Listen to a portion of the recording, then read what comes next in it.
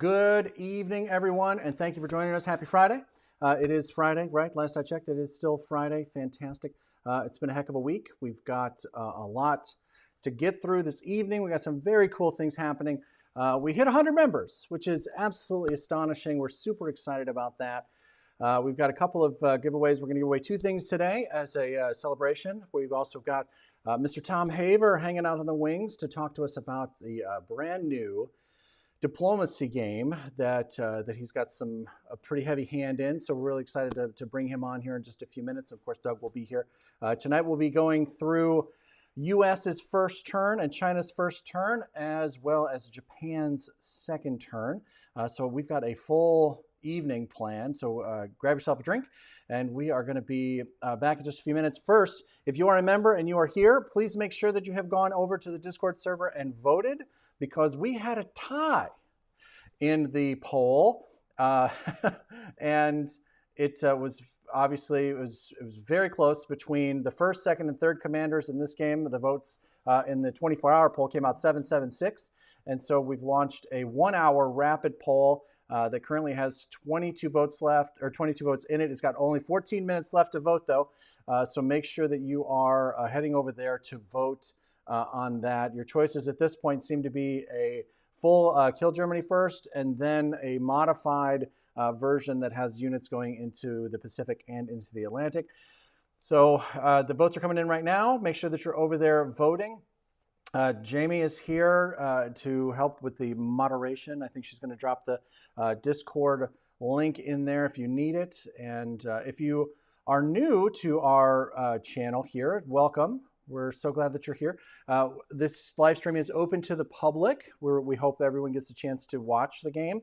But if you'd like to participate in the chat or be one of our voting members, you need to become a member. So click that join button down at the bottom and become a member. Pick the level that's right for you, and you'll get notifications to bring you into Discord and to all the other perks that we have. We've got lots of very cool things coming up, as well as things that we still haven't been able to announce because we can't nail them all down yet. We've just got so much planned that we can't get it all ready to go so fast. But yeah, we're really excited about tonight, and make sure that you're letting us know where you are, how you voted in the poll in the chat. Please let us know what you're thinking about the game so far, and we will be back in just a moment.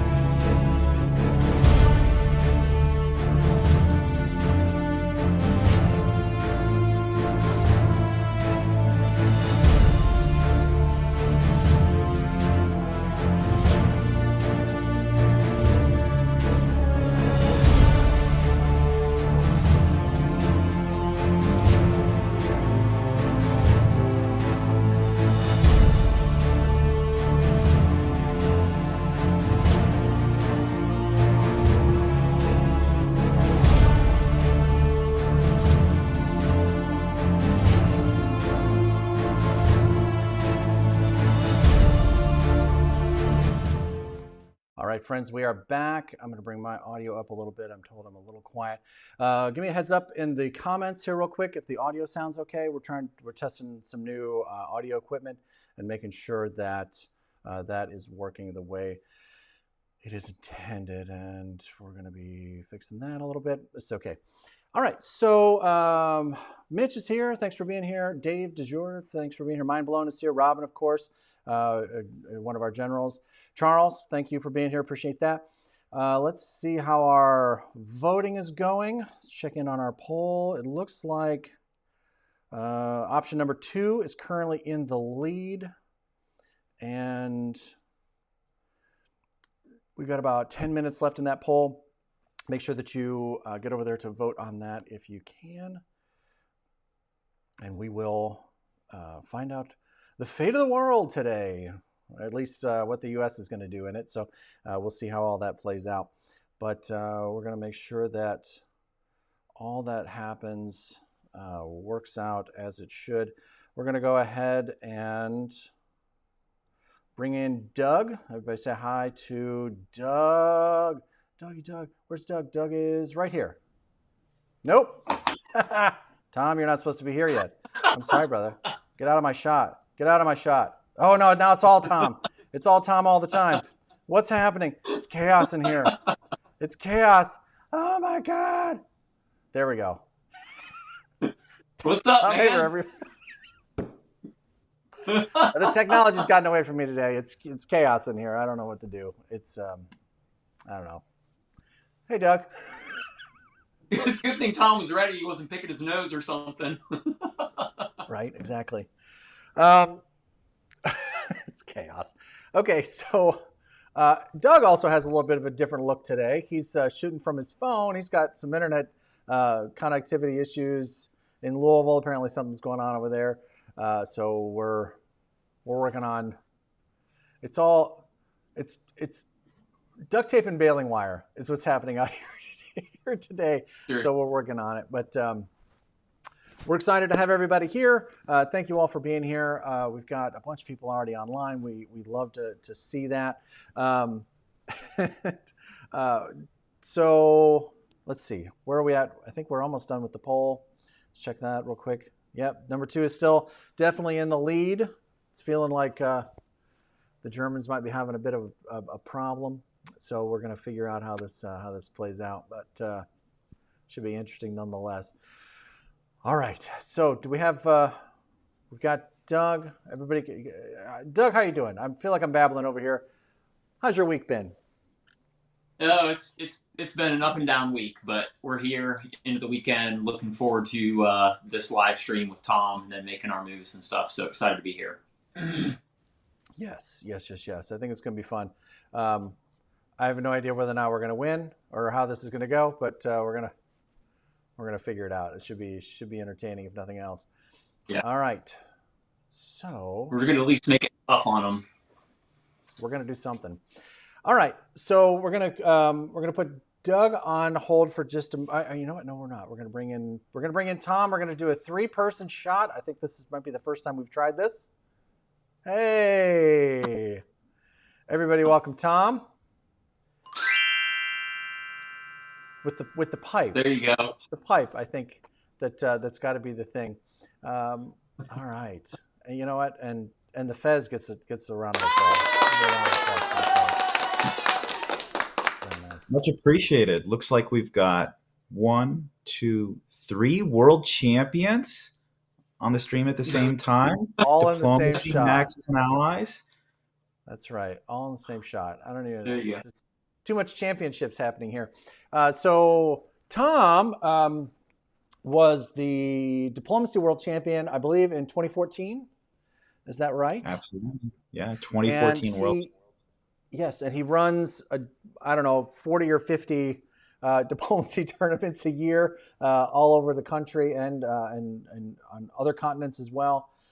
We're super excited to have him, Tom. And of course, he's a big supporter of the channel. He's been a member of Board Game Nation's YouTube channel since the very beginning. He was one of our first members, I think. So we really appreciate that support, and we're glad that you're here. And you've got some big news. You've got some big news. You know what? I think it's time to talk a little bit of diplomacy. All right, let me put away the pipe. My adult soda will put to the side here. Good thing that didn't get caught in the shot, or maybe you'd have to do some extra advertising. You do what you So I want. got some great news for you Axis and Allies fans. Diplomacy and Axis and Allies go together like peanut butter and jelly. You know, we share a lot of the same interests. So one of the big things that's going on in the diplomacy world is we're releasing a brand new diplomacy game, the first time in 31 years. It is called Diplomacy Era of Empire. Boom. There it is. So for those of you who may be fans of the classic Avalon Hill line of games or Milton Bradley Game Masters series of games, you'll know that many years ago, at the tail end of Avalon Hill's life, they released Colonial Diplomacy. It didn't get a lot of love, even though it won an Origins Award. But Renegade is here, just like they were with Axis and Allies and Diplomacy and Acquire and a host of other games. They're bringing Colonial back as Era of Empire. Now, we have completely reworked this game. New box art, updated map, updated rules, updated components, set up with new mechanics. So that way, you all can enjoy the very first new diplomacy game in over 30 years. It's set in 1870 during the age of new imperialism, and you will take on one of the 7 great powers in that period, focusing primarily on Asia, with parts of Africa and Europe included. Those powers are Russia, the Ottoman Empire, Britain, Netherlands, China, France, and Japan. So what can you do in this game? Well, if you know how to play diplomacy, then you know how to play Era of Empire. The base rules are the same. Those are things that we're going to keep the same regardless of what type of diplomacy game you're playing. You can see right now Gary's showing some fantastic wooden steam/sail ships, as well as some cavalry. Each one of those units have nice little kepis. I'm all about those hats. The unique thing about Era of Empire is that we have mechanics that have been constantly requested by players for decades. Those mechanics are conscription and conversion. In conscription, compared to base diplomacy, you are allowed to forward build your units during the winter phase. So if you own the supply center, you can build there. Additionally, during that winter phase, you can convert units. So if you have an army or a fleet sitting in a supply center, you may convert it to the other type of unit. These are the 2 most requested features by new players. And because the map itself is much larger than the base game of diplomacy by almost 30 provinces, we set it up such that players could play a more aggressive and adaptable style of play with other players. In base diplomacy, you may discuss winter builds. It's sort of a good practice you learn to in the fall turn. But in Era of Empire, that winter phase is critical. That determines the fate of your empire. So be prepared for those winter stabs.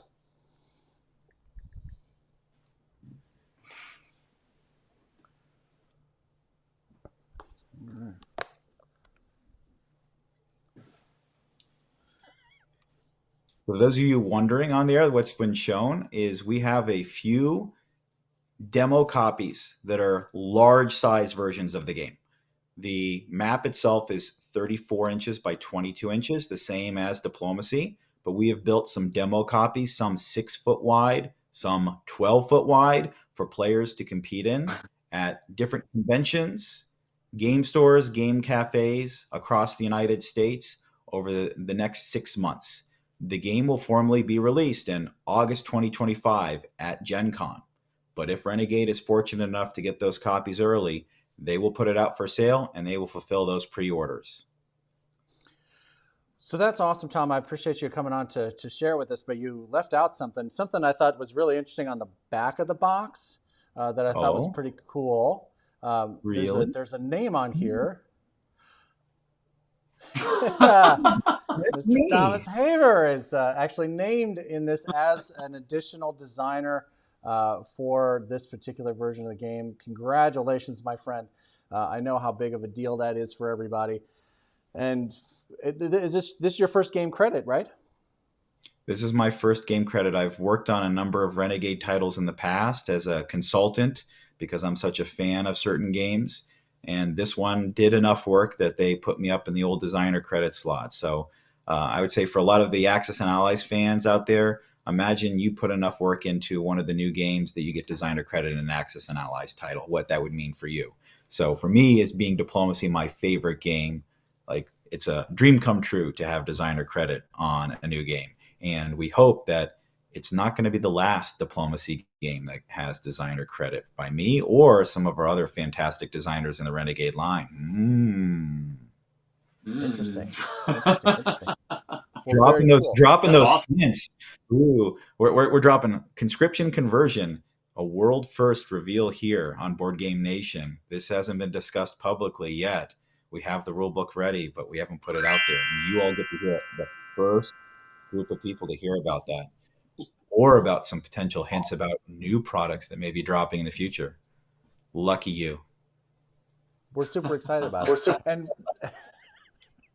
I feel underdressed. I feel like I should have an equally ridiculous hat. I'm afraid I'm out of my hats right now, but well, awesome. You've competed in events before. We do the specialty hats of those 12-foot boards. Like, you could wear the German Pico Hob, you can wear the Admiral hat, or wear the Turkish Fez.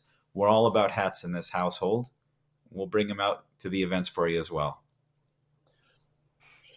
I'm a man who needs a good hat. Let's put it out there. There's no doubt about that. Awesome. So any questions for Tom in the chat about the new Diplomacy game or any of the Diplomacy action that's happening this year? When is your next event?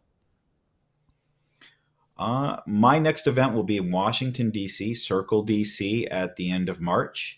So that is a great event if you haven't heard of it. About half of the attendees are game designers. So it's a great place to network, meet, and play with others. So for instance, if you're a Twilight Struggle fan, you can meet and play with Jason Matthews. If you're a Diplomacy fan, you can meet and play with me. You can play with me and happily stab me, and I'll be happy because that means you're playing with the game. That's right. Great. That's awesome. All right, cool. Well, I'm excited about a design question, Tom, if I may. So I know the original Diplomacy has, like, I'm not an expert by any means, but it has some like stalemate positions or stalemate lines. Is that something that you guys thought about in this game, either intentionally designed into it or tried to avoid as much as possible? Yeah, that's an excellent question. And, as soon as we showed the map, a number of fanatical Diplomacy fans were looking at potential stalemate lines. And my reply back to them was, like, you're actually wasting your time here. Because the endgame conditions, which I won't reveal here, that's going to possibly be for a later stream, set it up that you could sit behind a nice little stalemate line of like 5 centers, 9 centers, whatever, and it won't matter. You will lose the game. So go ahead and sit behind your fence while other players win. So we did consider that. And one of the things where people study stalemate lines in Diplomacy, and because we're making this game more accessible to a general audience, we wanted to take that out. Like World War I is about reaching those stalemate lines. I mean, that's thematic and works. But here in the Age of New Imperialism, where you have conscription and conversion, it's a much more aggressive style of game. And it's more likely to end in that game state where someone achieves a so-called solo or, lone victory. And that's what we're aiming for, is more satisfying ends to the game. And the rules are set up in that way. Okay, cool. That's good to know. I like it. No, I think that's going to be fun. I'm really looking forward to giving it a go and figuring out, like, I've played Diplomacy a number of times, and I played with Tom a couple of times now, or in Tom's games. I don't think Tom and I have actually played together in a game. I've played in games that Tom has run, but I haven't had a chance to play with Tom yet. But my back is still. You're self-fortunate. Yes, I've been. I've been stabbed in the back a number of times at Tom's events.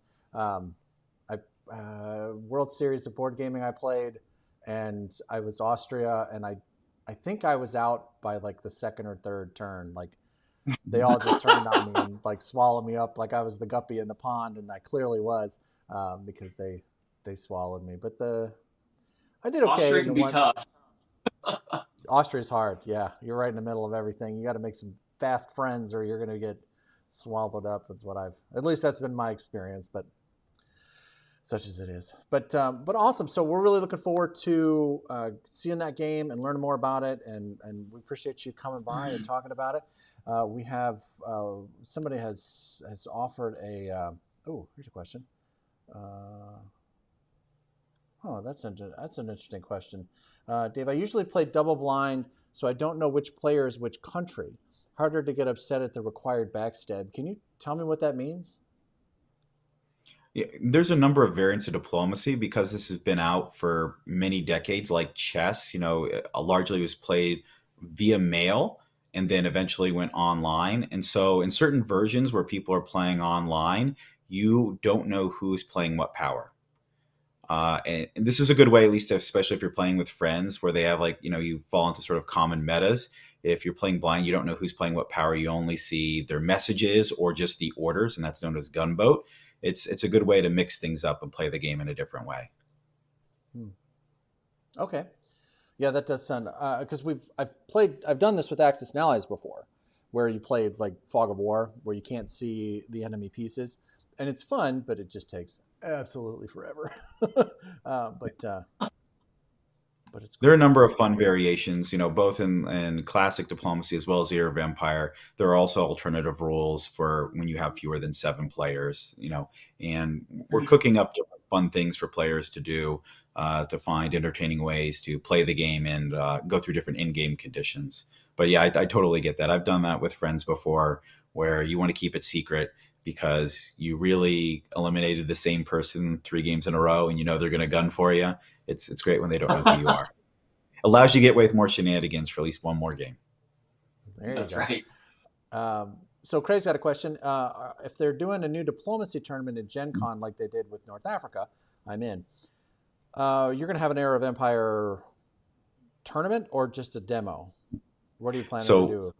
We're going to be running Era of Empire games just like the introduction to diplomacy. It will not be a tournament at Gen Con. We are going to announce, but it's not settled yet. No details have been signed, but we're going to announce the very first Era of Empire tournament, likely in the month of March, but it won't be at Gen Con. It's going to be another fantastic, highly competitive event. Gary, you maybe have attended there before. Yeah, I know. Okay, yeah. Okay, yeah. Teasing you people out there. Don't worry. When we know, I will let you know in the Board Game Nation Discord, and I will be pushing you to attend, but we're going to make it special. When we do the first tournament, we want to make it special. Gen Con is intended to be the grand release. And oh boy, are we going to load you up with swag if you attend. Like shirts, hats, tumblers, mugs, pens, pins, magnets, keychain. Like I can literally reach and watch. I'm reaching out of frame, and I didn't even think to bring this on until we just mentioned it here. And look, what do I have here? Oh, a nice Era of Empire shirt for people. Nice. Yes. So Tom is legendary for the swag at his events. His trophies are always fantastic. And I went to an event, I think the first time I went to one of your events was actually at that event in Chicago or just outside of Chicago. What's the name of that? Mm-hmm. It was Gaming Hoopla. Gaming Hoopla, that's right. Mm-hmm. And there were shirts and hats and stickers and games, copies of the game, and all kinds of other stuff. And I was finally like, I need to. No, so I left with my Tumblr, and I was perfectly happy with that. But I know that a lot of the Age of Empire stuff is going to be available there, so it should be a lot of fun. Yes, is it a Fez? No, unfortunately, it's not a Fez. But they've got a number of. Do you have it? I shouldn't say that. That would be the kind of thing Tom would do. Let me just be really clear about that. And now that you've said there may be a collection of there will be Fezes in my basement right now. You see what you've done. Dave, come on, man. Gary goes to enough events that I'm at. He knows me. Like we're locked in here. We're locked in. Yeah, we got it. Oh man. Okay. All right. Any other questions out there for Tom before we let him go? We've got so much to get through tonight. I could spend all night talking with you, Tom. There's no doubt about that. But we've got the fate of the world over here to decide. Have you been following any of the Gary and Doug versus the world?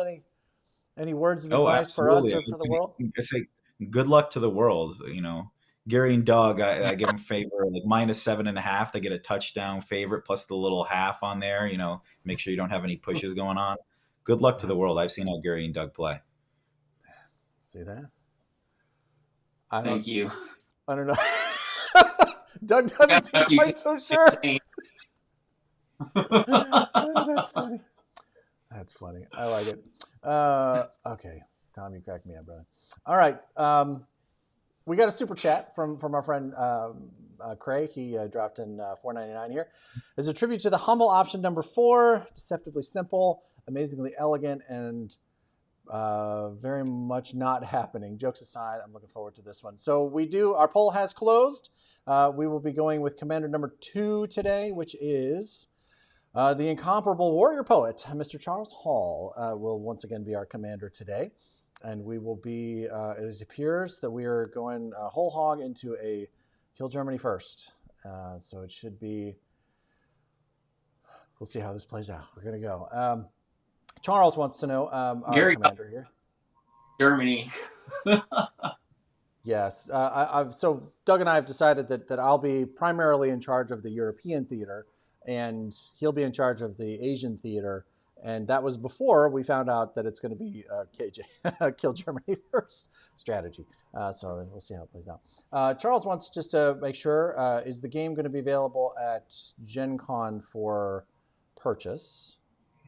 It'll absolutely be available for Gen Con at purchase in the Renegade booth. And also what they typically do is if you pre-order the game now on their web store, you can elect to have a Gen Con pickup. So that way you don't pay shipping, you just go pick it up in the room before Gen Con starts. So another great way to get the game. If we get it early, just like we did for Diplomacy a few years ago, they release it early. They don't hold it back. They give it out to the fans. Okay, awesome. So yeah, that's really good to hear. And then there'll also be events that folks can play in. If you are interested in pre-ordering, the link is in the description as well as in the chat. Jamie has dropped it in there, and we appreciate that. It's a great way to get your favorite games, and also support the channel. We get a small kickback for those purchases, and you can also get Stalingrad and Battle for the Deep, and I just got this guy in the mail. Boom! This guy just arrived. Have you played this? Have either of you played this game? Yes, it's. I enjoy it. I purchased when it came out because I celebrate the entire line of Avalon Hill. Battle of the Bulge, I got a chance to check it out at the Gamma Expo. So the Game Manufacturers Association holds an event every year in Louisville, and you get to check out new releases from all the game publishers. And they had Battle of the Bulge there, so I got to see the re-release as well as Stalingrad. Although, Gary, I believe you have the first copy of Stalingrad. You have the pack-out copy with you. What a fortunate man. I do have it. Where? Oh, yep, here it is. That's pretty awesome. Having the first copy from the factory is amazing. So, like, right behind me is I've got the pack-out copy of Hero of Empire. All right, that's my precious. If there's a fire in the home, I'm, of course, going to take the kids with me. But I'm going to grab the game on my way out. Not necessarily in that order. Like, depends which is closest. The kids can run for themselves. The game doesn't. They're old enough. Right? Exactly. No, I'm just kidding. Of course. They're lovely children. I've met them. They're fantastic. And they would know to grab copies of Diplomacy as they ran out the door. I've taught them well. They've been well trained. That's absolutely right. I don't know. Awesome. All right, awesome. Well, Tom, we're going to let you go with your pipe, and we're going to carry on with Gary and Doug versus the world. And thank you so much for taking the time and wearing a fez.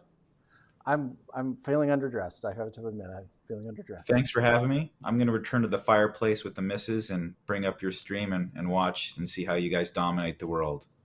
Good luck tonight. All right, brother. Thanks a lot. Very much. We'll see you later.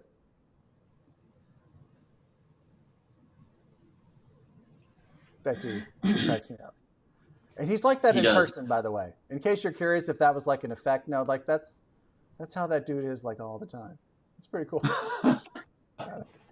but we have a pretty good time. His events are a lot of fun. If you get an opportunity to play, to go to one like a neighbor event, make sure that you check that out. He's got them in, all over the country. So make sure that you're keeping an eye on that. So we'll actually, you know what I'm going to do is, Tom, if you're still watching, make sure to drop in the Discord a list of all of your events for 2025 so that we can make sure that we're sending folks your way. Awesome. Tom.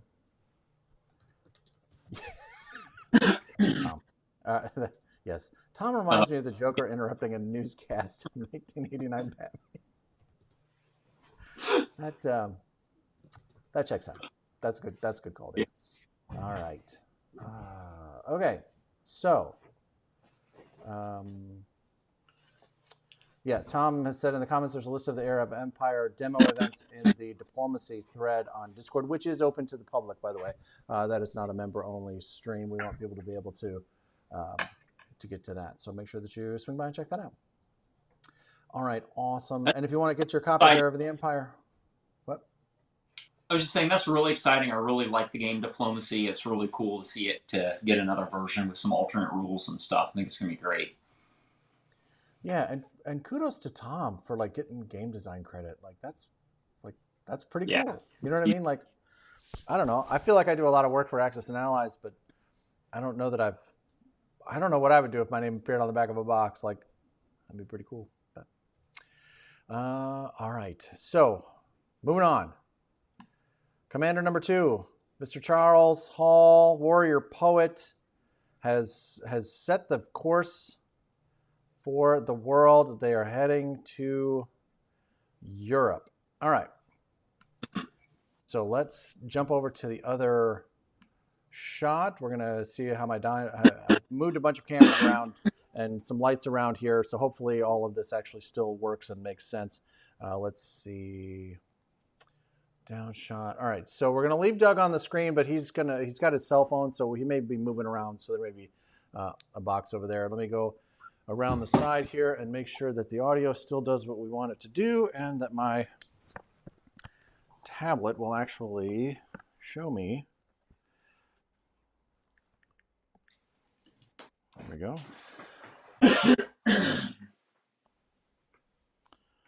Yep, here we go. All right, so try not to. Oh. No.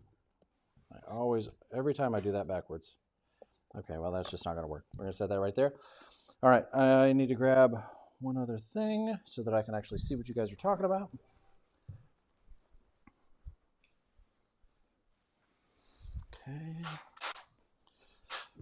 Okay. All right, so now we can kind of halfway see the chat. And we got the board set up here. All right. So the Americans have decided to purchase, what are they going to buy here? They're going to buy 2 artillery.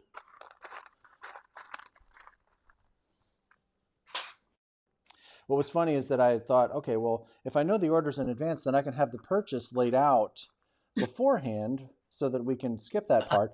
But then we had this tie, and I end up having to do it on camera anyway. So 2 transports.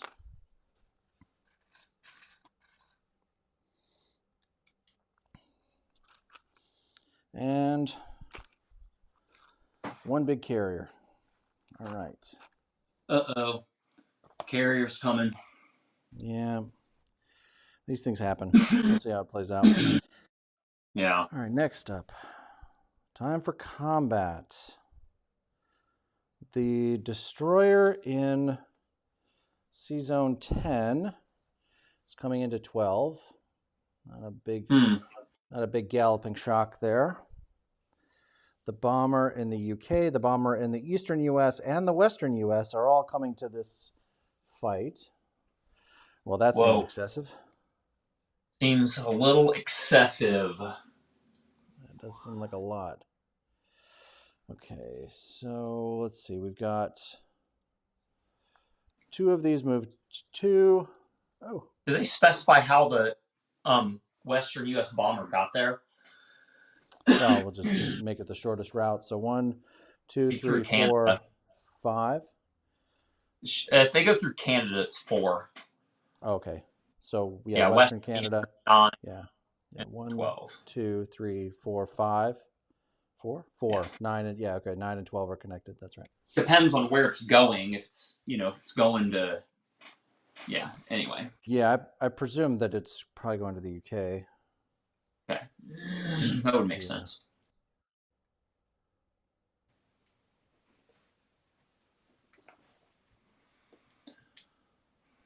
Though I don't. Oh yeah, all bombers land in the UK. Yeah, there's a note here. Okay, so next up, we've got the battleship, the cruiser, and the sub, moving from 56 to 53. Rude. Okay. And the fighter from Hawaii coming down into 53. Okay. I'm not sure which one's more overkill. Right. I feel like this keeps bending downward. I feel like my head is off the screen. Sorry, I'm being on my phone because my internet's down. Yeah. Okay. Yeah, there you go. You look okay. All right. So, Commander Hall, is this your final answer? You're happy with what we have here?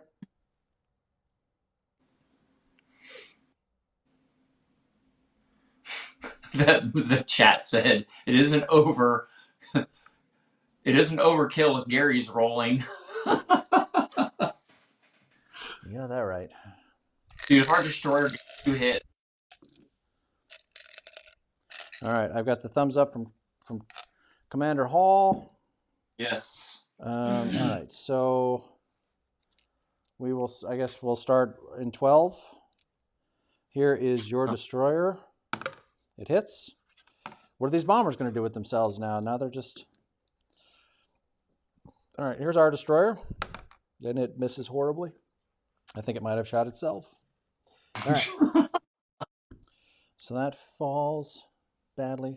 I was really hoping to get rid of that destroyer, but alas, Yeah. not so much. No.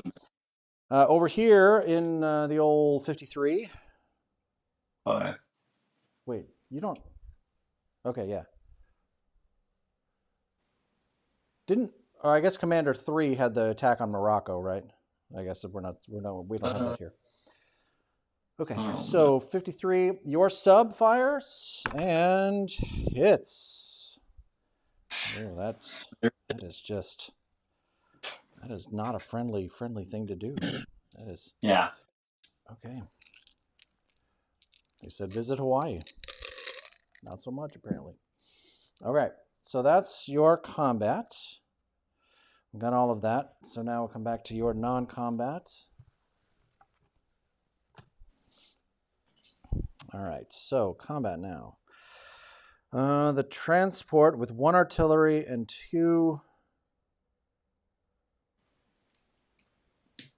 Okay, so yeah, so all 4 units are moving from the eastern United States to the UK. These guys are okay.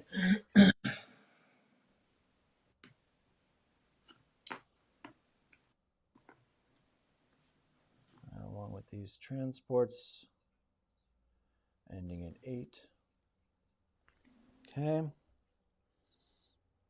I'm seeing now that the repositioning of my camera has given you a very close-up of the Chrome Dome, but we'll...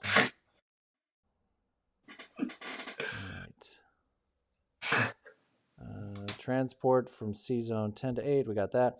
2 infantry from the central to the eastern U.S. Okay. Okay. Makes sense. And the destroyer from 20 into 10. Yep. The fighter from the western U.S. to 10. Okay. Yep. The fighter from the eastern U.S. to the U.K. Huh. Boy, that is a thing that like you just can't do in 42 seconds. Yeah, that's true. I don't. Yeah. You can't move a fighter directly over. You can't even get your land units directly over. Right. Okay, so 2 infantry from the western U.S. to Hawaii with the transport. Okay, so these guys are coming over here with the guy. Interesting. And offloading. So now we've got 4 infantry there. I'm going to... Okay. All right. And I am missing an order for this fighter in 53. Where do you want this guy to go?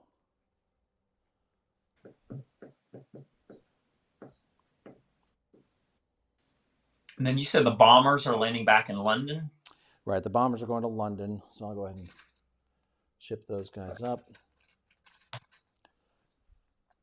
So I'm not going to let any of the orders from the commanders make any illegal moves. I'm not going to remind you of anything that I think you might have forgotten, but this fighter has to land someplace or it's going to crash. But the rules say that it must land if able. So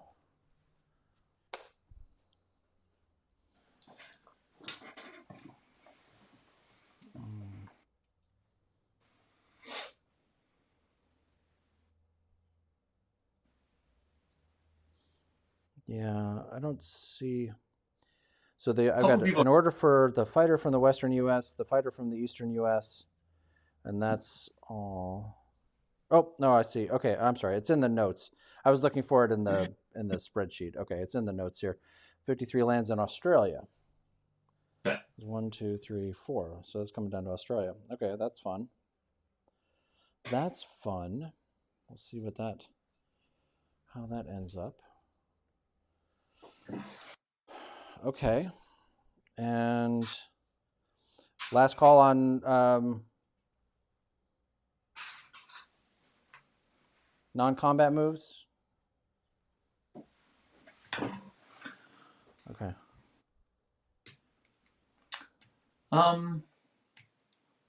One person said the guy in Alaska going to. Oh, yeah, I don't have an order for him to move anywhere, but I don't care that much about it. But if you want him to move, he can. But you could go to Canada.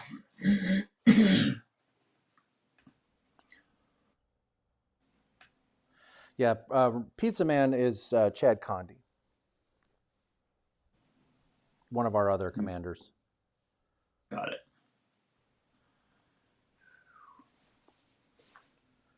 Do we want that chat?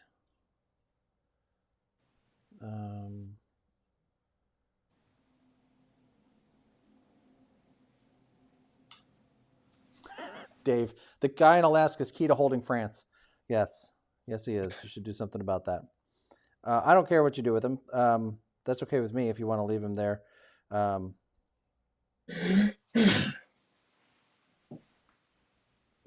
Okay, so you want to move him to Western Canada, I guess? Okay. You fools! You've fallen into our trap. That's right. We have this whole Alaska strategy laid out, and you've just fallen into it. Ah, sweet. Okay. So other than that, the U.S. is good. Yes, I believe. It's time to mobilize.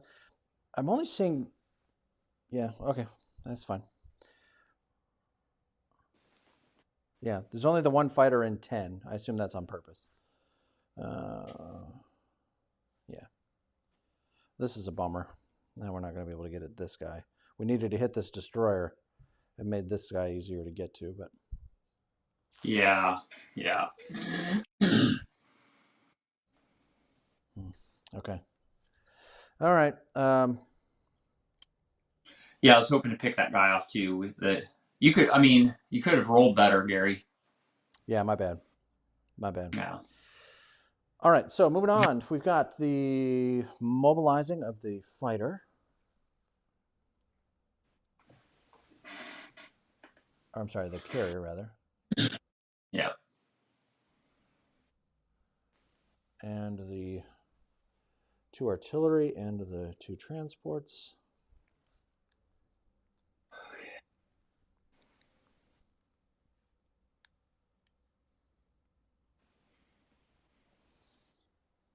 Okay. Robin, is my fighter facing the right direction?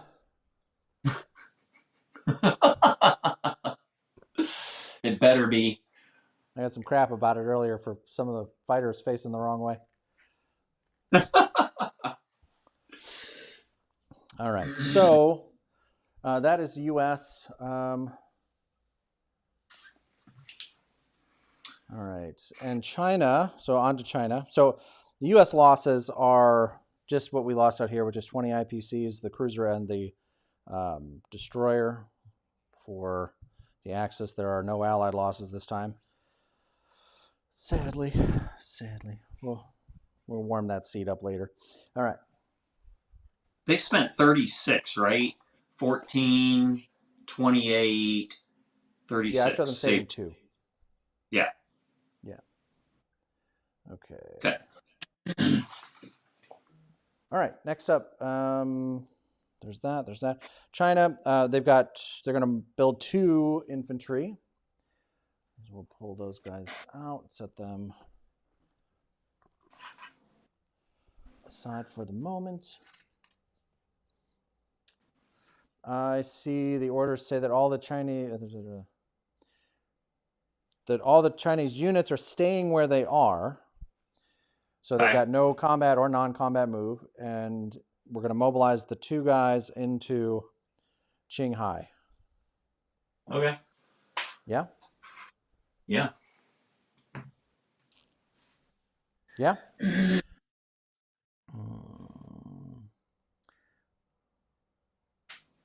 Your fighter will be dishonored. Come on, man. All right. So Charles is good. That is where we are ending round 1 in this particular extravaganza. I thought it might be helpful to do a quick recap of round 1. So we opened with Japan taking out the UK fleet in 35, attacking the Americans in 53, winning both of those battles, and then we pushed heavy into central China, abandoning Manchuria for now, and we also took out Burma, but they've since taken it back.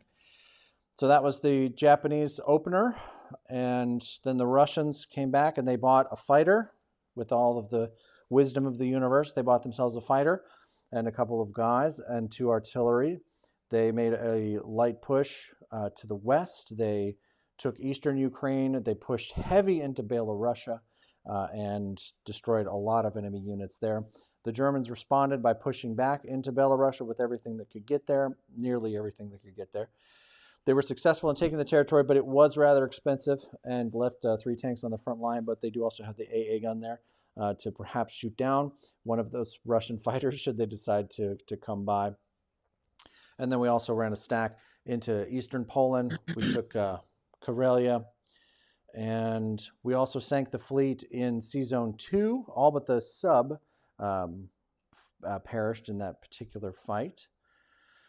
The Germans, escaped with, I believe, a fighter and a bomber, but we lost both subs in that fight. So that was about statistically how that was supposed to work out.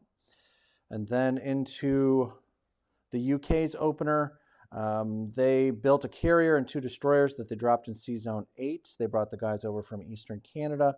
They brought these guys up to 17. They abandoned Transjordan, except for 1 guy. They stepped back out and took Burma, and brought the cruiser over from 1 into 8. Then the Italians, on their turn, they bought a destroyer, and they stepped over and took Egypt with, 2 infantry and a fighter. They took 1 guy out, but he did successfully return fire and took one of the Italians out with him. We moved east, and that was pretty well the Italians' turn. And now the Americans have gone whole hog into a KGF, or Kill Germany First strategy, though they did not bring these guys with them. I'm a little surprised by this. If you're going to go full KGF, then to me this fleet here would be in 20 on this turn. At the end of this turn, you can still get this cruiser by sending the sub and some air units. This would have resolved fairly quickly, I think. So it'll be interesting to see. But you did reinforce Hawaii, which is going to make that a little bit harder to take, and it does create some opportunities for you to jump out and do nasty things because you've got a transport in play.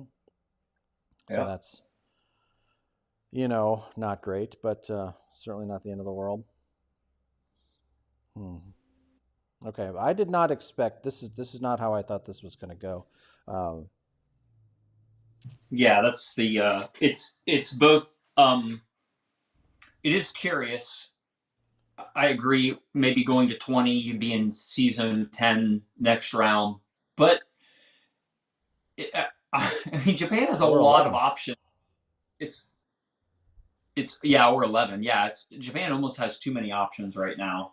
But that fleet there does, I mean, they could have a look at the Philippines, if we're not careful. So it does put some pressure on, makes us think about what we're going to do. Yes, it does. Yes, it does. And speaking of, that takes us over to Japan-2. Okay, so I have three thoughts, Gary. Okay. I have so we could grab 4 land units and our carriers and move into Sea Zone 64 and take Alaska. We are threatening San Francisco and Honolulu from there. So they have to respond and do something in San Francisco. So it would cause America to build on the West Coast. The American bombers cannot reach from the UK. Am I reading that right? They can't reach from the UK? Or 1, 2, 3, 4, 5, 6. Yeah, it's 6 moves to 64. Okay. But this could get here, and that's it. Just this fleet. Their fleet, yeah, they would have a battleship, a cruiser, and a sub versus 2 carriers. So we'd have a 20 defense. They'd have 7, 8, 9 attack. The sub could cause us problems. We don't have a destroyer. That's the option I like the least, but it is an option. Okay. We can go to 36 with our 2 transports, take 4 units down, there's some pretty clear battles, take out Manchuria, take out Ningxia, Xinjiang. We could go into French Indochina with 2 transports, dump guys, with an idea of moving to Calcutta, or at least pressuring it the next round. The other thing we could do is we could go to Sea Zone 51. We could bring the battleship and both carriers and at least 2 transports full of stuff there. And that's putting a pressure on the American fleet because, yeah, they have that sub, but we have the battleship to soak the shot. And we have, a 24 defense, again, against 4, 6, 7, 9 attack. I think it's going to push them back. But then we're threatening Hawaii. We will have 4 land units and 4 fighters plus a battleship, and we could potentially take Hawaii next turn. And the bomber. And the bomber. Yeah, if we leave the bomber in the Caroline, yeah. Mm-hmm. We could take either Hawaii or Sydney. Or Sydney, exactly. Gives us options by going to the Caroline. I mean, he could split this. The world could split this fleet and set up blockers for Sydney, but that would just be easy money. That'd be great. Right. So how many fighters can get here? We get 4 fighters to 51. I think the tricky thing is that sub, we don't have a destroyer. Right. So we'd have a battleship. So I'm thinking I could build a destroyer, a transport, 2 infantry and artillery, and a fighter. So that would give us two transports. At the end of the turn, we'd have 2 transports in 62 with a destroyer. The rest of our fleet could be in 51. it gives us an extra fighter if there is some sort of naval battle. I mean, we could use the fighter inland. We can use the fighter in the ocean. We can use the fighter anywhere. If we think we need, how bad do you think we need a destroyer with that dumb sub out there, or you think the battleship suffices? Well, I'd hate to go out there. So long as the fighters that are on the carrier have a place to land, should the worst happen, then I'm not horribly worried about it. I don't see, I mean, I can see, we don't have a destroyer on the map at the moment, so I can see buying one just to have one. But I'm not horribly concerned about this lone sub. Yeah. So if we can get here with, we can get to, I'm trying to figure out if we can hit 53 this turn. Oh. Nah, I mean, 2 fighters and a bomber. We could pick off the battleship and the cruiser. Right. And that would also get this transport. That's true. Man, if we had one more fighter, I'd say do it. Right, that's what I'm trying to find. I'm like, these guys can't get there because it's 4. It's 4 for them. 1, 2, 3. It's 4 for them. Man, that's close. Yeah, I think you're right. I think if there was one more fighter, I think we'd probably go get it.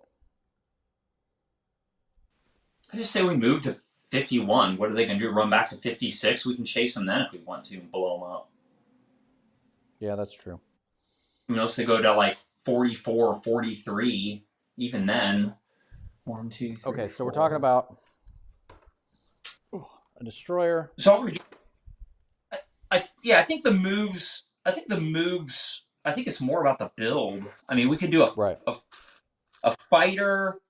So okay, a transport and a guy's $10. Another fighter's 10. That's 20. That leaves us with $15. I mean, we could get another bomber and another land unit.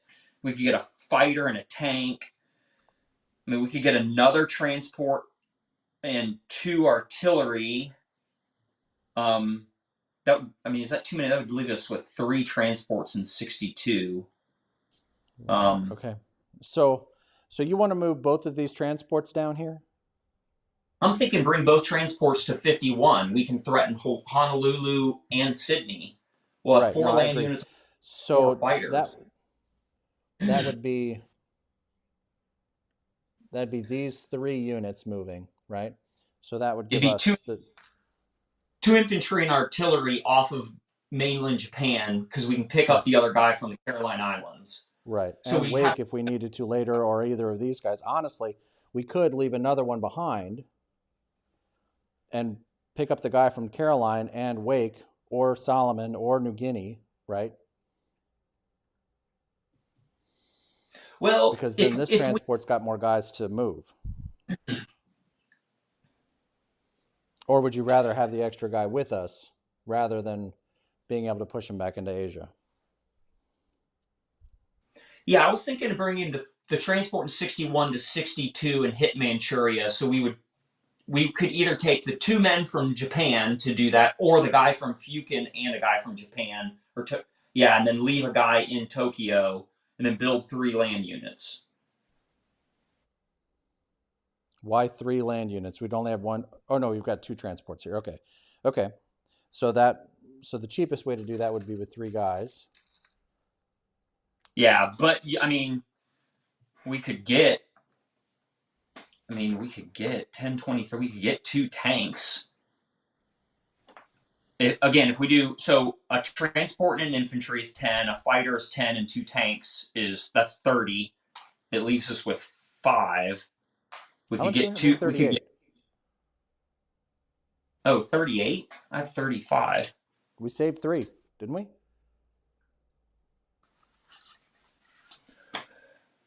You probably have better records than I do. I had to go back and redo it, so it's very possible I wrote it down wrong. Would we buy 2? We bought a carrier, 2 transports. That was 28. Yeah, right. You're right. We start with 31. We saved 3. We collected 35. We have 38. Oh, this entire time I've been operating with the wrong number. That's dumb. That's all right. Okay, so a transport and a destroyer is 15. If we say 2 more tanks That's 25. That leaves us 13. And that, A with fighter one and more an guy, infantry. that leaves us 10. And then another fighter. So Yeah. now we'd have 2 full transports at the end of the turn. And we'd have a destroyer and 2 transports in 62. Is there anything that can reach 62? I don't believe so. The only air unit out here is this fighter, that bomber, and then and there's no way that anything from there can reach. So Yeah. I feel like we don't need a whole lot of protection in that space. I agree. So this feels, and then these tanks will be useful for pushing down here, or if they need to come from 6, like if we kill the guy in Manchuria and then want to bring him down to use those transports to bring him to 36, those tanks can then come across Burma to get into Calcutta without having to exactly. be moved. Yeah, so we got 2 tanks, a fighter, a transport, and a guy. I guess the question is, do we spend the other 8 on the destroyer, or...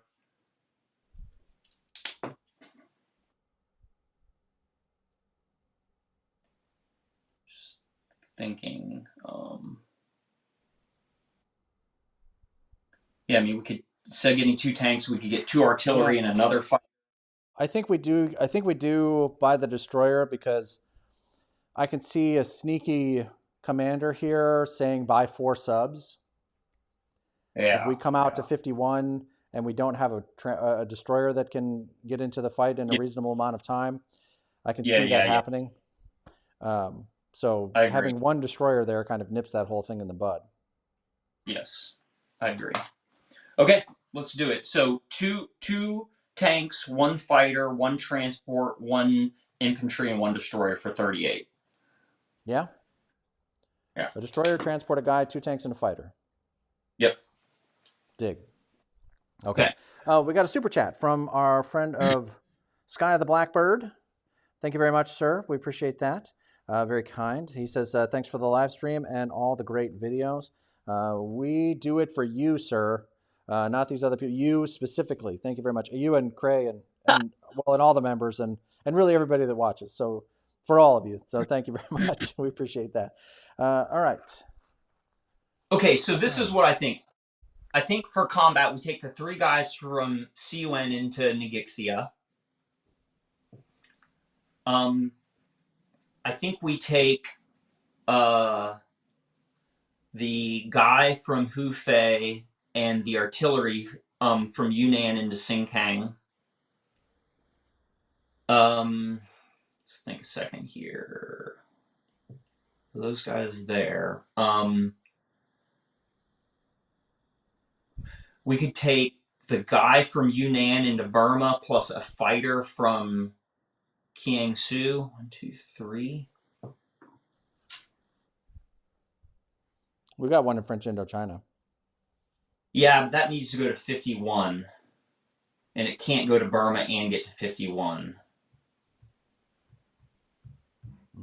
You are correct, sir. Okay. So you want 1 of these guys. And then... where do we take the tank? Do we take the tank to Xingkang as well? I don't really want to put it in Burma. Xingkang can swing back south if we want it to. 1, 2, 4. And then the fighter from... okay, hold on.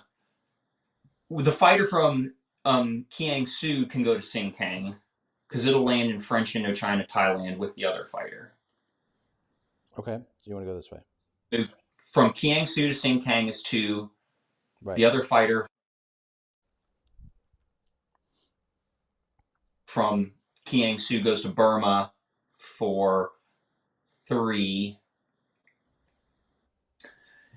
And then I'm thinking take 1 guy from Fukin on the transport, go up to 62, drop him and a guy from Tokyo into Manchuria with the 2 fighters from 62 into Manchuria. So they've moved 1. They go okay, 2, so you 3. want to bring 1 guy here. into 62. Yep. You're going to pick another guy up from here. Yeah.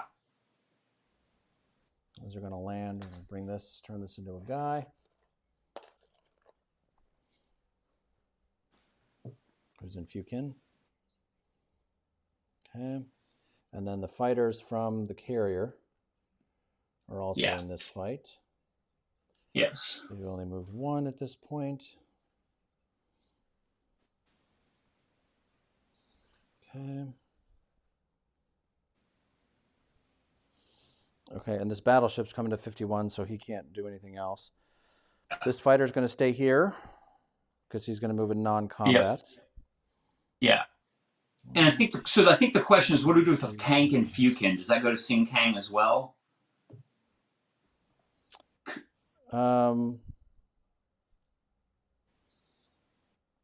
What's going on here? There's no air support here. So in Nagixia? Yeah. Correct. It's 3 against 1. We don't have a fighter that can get there. Well, then I think you send the tank. Yeah, we could send a tank there. Yeah, it just takes it out of play for Burma is the only thing I was thinking if we wanted to, do some sort of counter-strike into Burma. But that's fine. The guy from Fukin will move into French Indochina with where the fighters will land.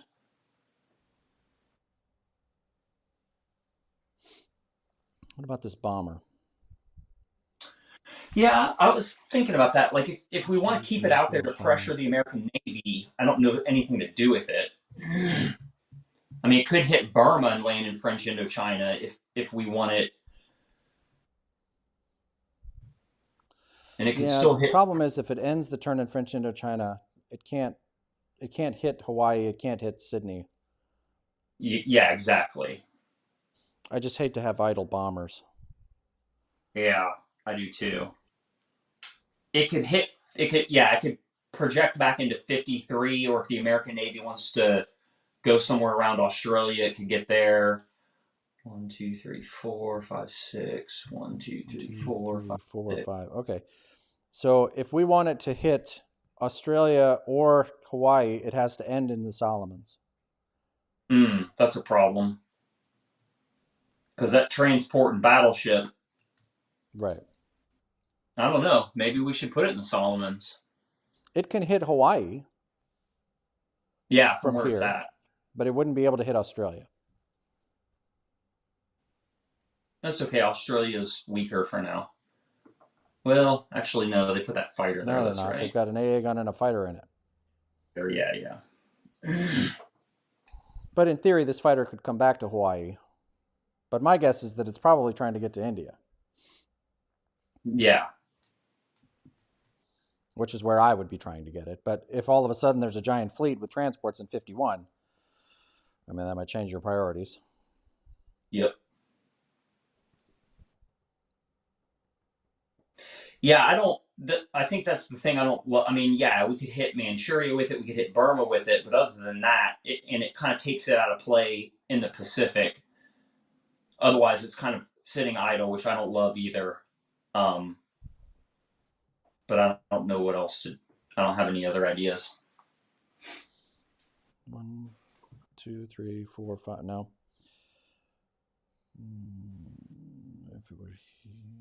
Yeah, if it fights in Manchuria or Burma, it can still attack 53 if the American Navy stays there. But other than that, It can't help us in either Australia or Honolulu. Yeah. Here's the other thing to think about is this transport, because the Alaskan infantry very cleverly moved to Western Canada. Mm-hmm. This transport on the next U.S. turn can come up to 56, grab that guy and that AA gun and land in Hawaii. Which would give them 5 guys there, plus the AA gun. That would be a lot harder to... It would, but we would blow their Navy up. And we have 2 more transports with 2 men and 2 tanks coming next round, and they have no way to resupply Hawaii. So we'd have 8 land units going in. We wouldn't even need to take in air at that point.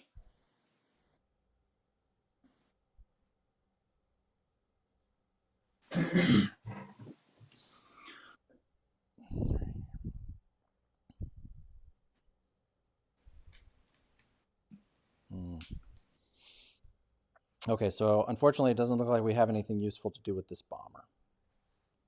Yeah. 2, 3, 4. Yeah, we can't even bomb anything with it. No.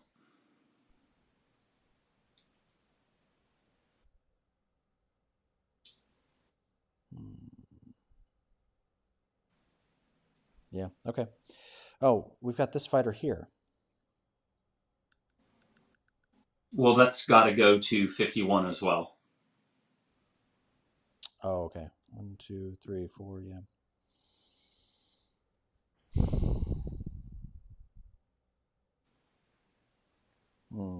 Okay. Oh, moving to 51 dumb. It seems like it's taking 2 of our fighters and our bomber out of play for the round.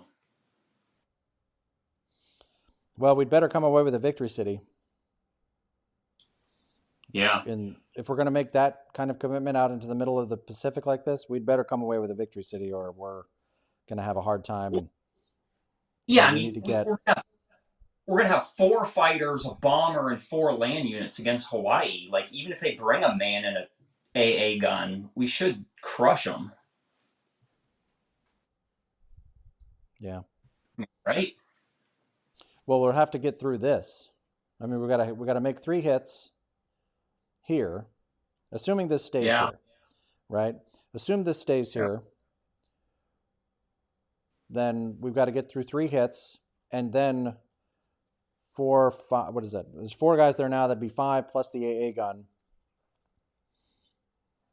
We'd have 4 fighters and a bomber. We'd probably send the fighters into, well, the carriers would come into this fight. The battleship would come into this fight. So we'd have to leave at least one of those fighters out here, maybe the bomber, probably a fighter out here. And then that would put... Yeah, at least a fighter and a bomber in 53, and then 3 fighters into Hawaii. Well, we'd have the battleship and both carriers firing here. And if we add a fighter to it, then we should probably be okay in this fight. We're not going to be able to get rid of this sub unless they take it as a casualty. But they probably would take it as a casualty. Yeah. I like it. Let's just do it.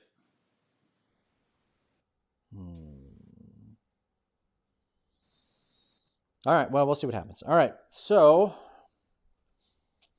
for the record, we'll go through this real quick. 35 is not moving. We've got 1 infantry moving from Yunnan down into Burma, a fighter coming from Kiangsu into Burma.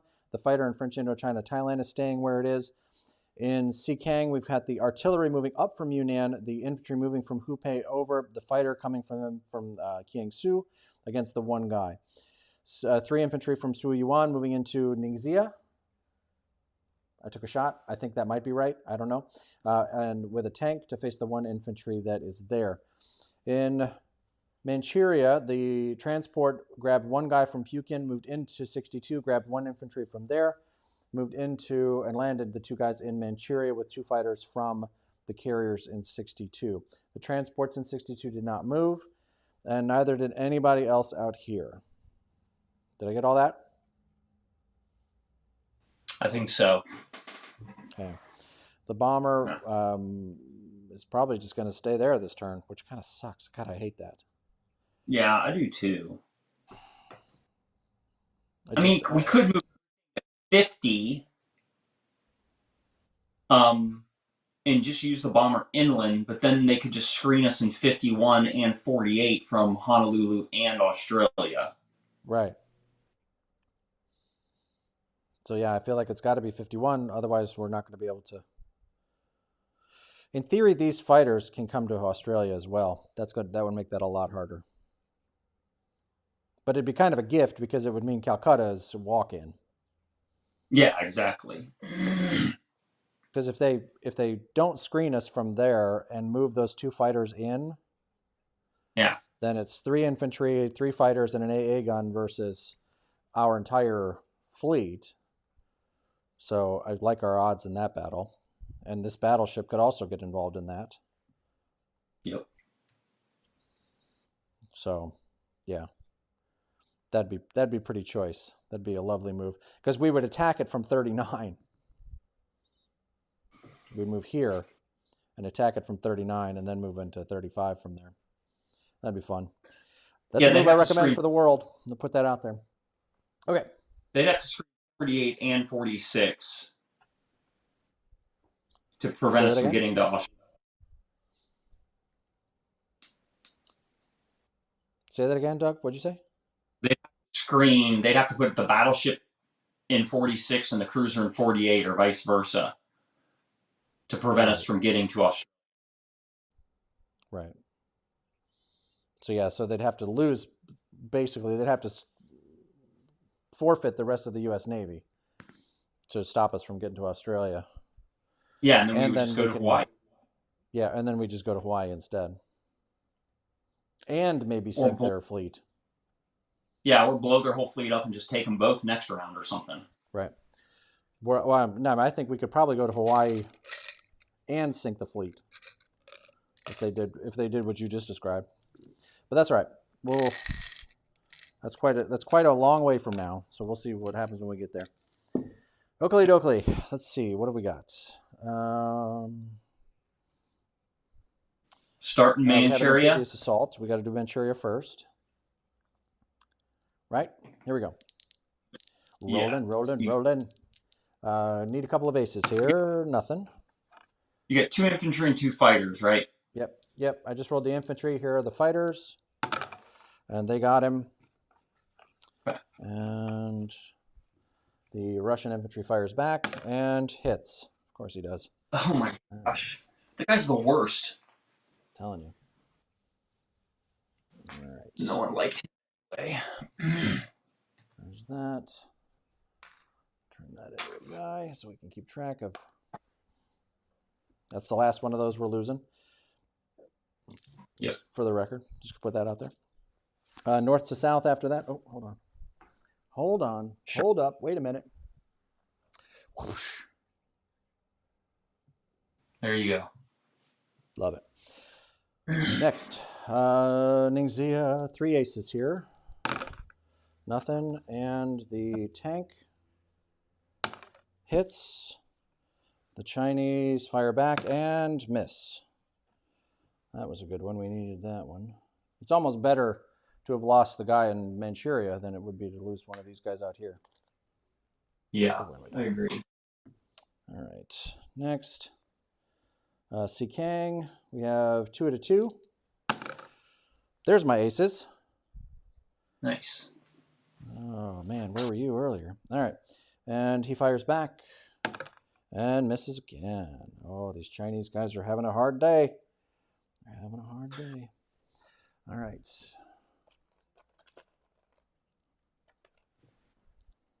All right. We got one more to go. Need to clear up this question in Burma. Here's the infantry for Burma. He misses. The fighter now also misses. Uh-oh, spaghetti-o.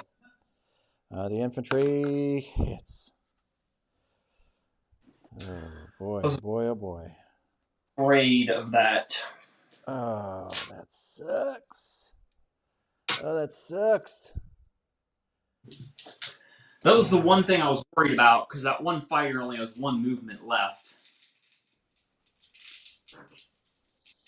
Okay, so that's fine. It's fine. That was our last combat, right? Yeah. Yeah. Okay, so... We're retreating. Yeah, we're retreating in Burma. See, this is what happened. I got cocky, and I brought the marker out before I won the territory. That was my fault. That was my bad, bro. I'm so sorry. My bad. I bet if we went back in time and re-rolled it and you didn't do that, we would win. I promise you that's true. In an alternate timeline, I'm putting that thing there because I didn't pull it out early. All right, so that's there. All right, so combat losses.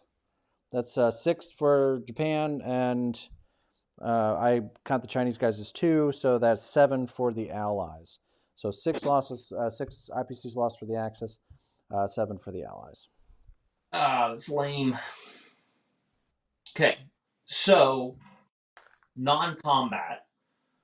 We're going to move our 2 carriers from 62 to 51. We're going to move our battleship from 61 to 51. We're going to move the 2 fighters from Manchuria, 1, 2, 3 to 51.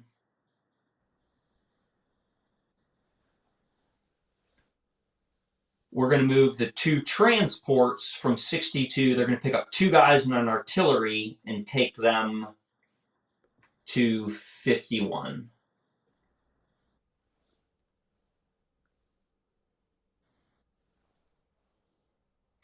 The fighter from French Indochina? The fighter from French Indochina goes to 51. And so here's what I'm thinking. I think that we take the fighter from 35 to 51.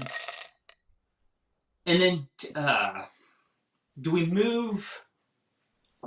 Okay, so here's our options. We got a guy in Fukin.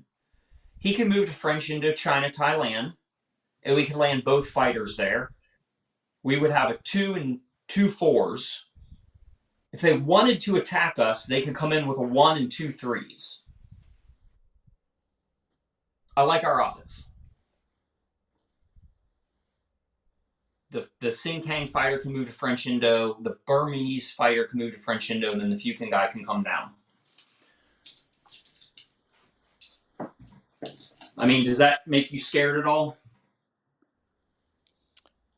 Do you feel like we're exposing our precious fighters? No. Okay. No. What are we doing with this guy in 35? Is he going to 51? The fighter, yeah. Yep.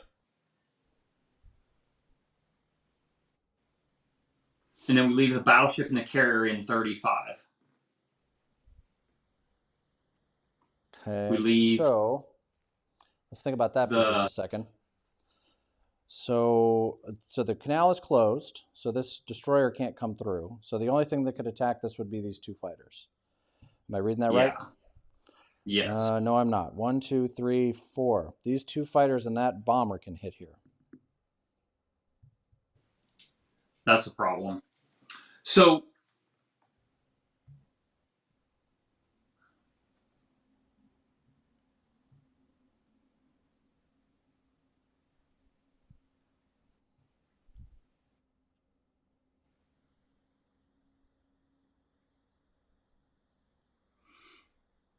it's always the simple little things that will screw a perfectly good plane up, right? Well, I will say, though, that if they want to bring those Russian air units down here rather than hitting the Germans, I think I might be okay with that, because we're almost certainly going to get at least 1 or 2 of those.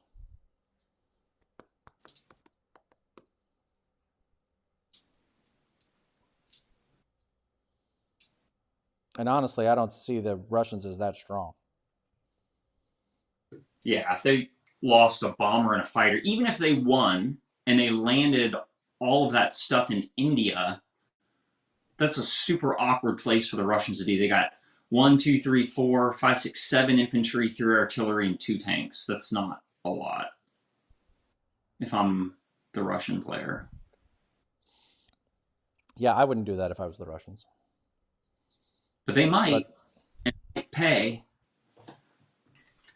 to but be honestly, bold. For them, this isn't a primary threat for them right now. The only thing they're really worried about are these transports, right? And as long as these transports are not like loading guys into French Indochina or to Burma or whatever, I don't think that they're horribly worried about it. So I think they're fine there. I'm just making sure that we're seeing the whole board. Yeah. Do we need to leave them there?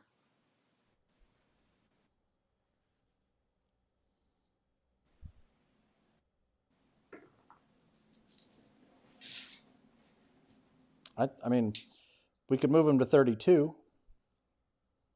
could. Should take them I out would of put range. 1, 2, 3, 4. The and then only bomber the could stay British. here, but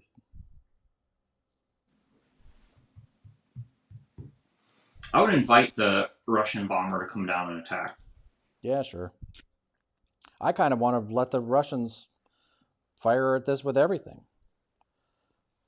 Because I promise you the Russian fighters are going to be more important, more valuable in this game than a rogue German or Russian, what are the Japanese carrier or carrier and battleship. If they lose both fighters, but that's huge. I mean, this is their only offensive punch at this point. Are these pieces, right? So they've got 2 tanks. They got a couple of artillery, I suppose, but like, I don't think they're going to make that move. So I'm not horribly worried about it. Okay, we can leave them there. All right, so we're laying in a guy and 2 fighters in French Indochina, Thailand. So all it right. seems. I am not in love with that. I very much wish that Burmese guy was dead. That this guy was not alive. Yeah, that was annoying. Well, it is what it is. Yeah. But we are done with the Chinese at this point, though. Yeah. Well, yeah, actually, no, because in theory, this guy can just step up here, and now they get to make another guy. Oh yeah. If he steps into Yunnan, now China gets to build another unit. It's okay. Give them 4 up there. We have 4 infantry, a tank, and artillery, and potentially 2 fighters going in there to wipe them out. So that's right. Annoying, now I'll tell you what: if I'm Russia, this is where they land. This is where those fighters land, because we're going to have to come back and kill this guy. If he's standing in Yunnan, we can't send all of that to Shanghai. We have to Qinghai. We have to kill this guy.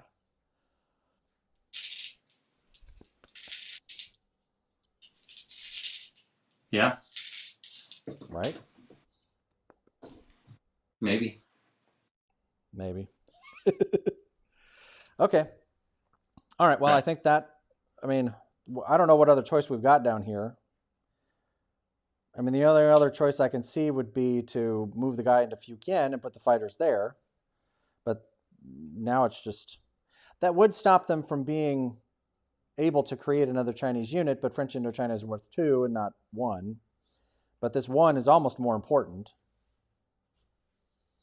because it creates another Chinese infantry back here. We could move, instead of moving to French Indochina, we could move to Yunnan and put the fighters there.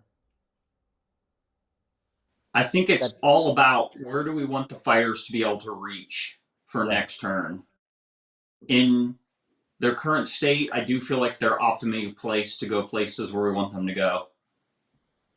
Yeah, they can also hit 53 from there. Exactly. Yep. They could hit 48, 46. Yeah. Okay. Yeah, that's why I like them there. All right. It's not ideal. I think it's fine. Yeah. Now I'm looking at our board state. I actually don't love our move to 51, but that's fine. You don't love this anymore? Nope. This was your whole plan. I know it was my plan. Don't show weakness now, man. The world is watching. This is the best damn move that's ever been. What are you talking about? True. That's true. I mean, they got 2 victory cities at threat. They don't know what to do. Right. They've got, So we on J2, we forked 2 victory cities that they have to respond. Yeah. So I think if we've got to kill an extra Chinese guy, then fine, we've got to kill an extra Chinese guy. I'm not horribly worried about it. But if he does step up and take Yunnan, then this guy's still alive and he can, try to avenge his fallen comrade. So, and, if this, for whatever reason, goes to hell, then this transport can pick up this guy and this guy and this guy, and we can get back into Asia pretty quickly. So we'll have 2 transports up here that can come back down. And so I think this is good. I'm excited about it. I love this plan. I like it too. I think it's the best. All right. So quick recap. We've got 3 infantry and a tank in Ningxia. an infantry and an artillery in Xikang. French Indochina's got a fighter and two fighters and an infantry. 35's got the carrier and a battleship. All the islands are as they normally are. We got one infantry and the AA gun still in Tokyo. Transport is there. Caroline Islands now has 3 infantry and an artillery and the bomber in it. C-Zone 51 has 2 carriers, 4 fighters, and a battleship along with 2 transports. We are mobilizing 1 infantry, 1 transport, a destroyer, a fighter, and 2 tanks.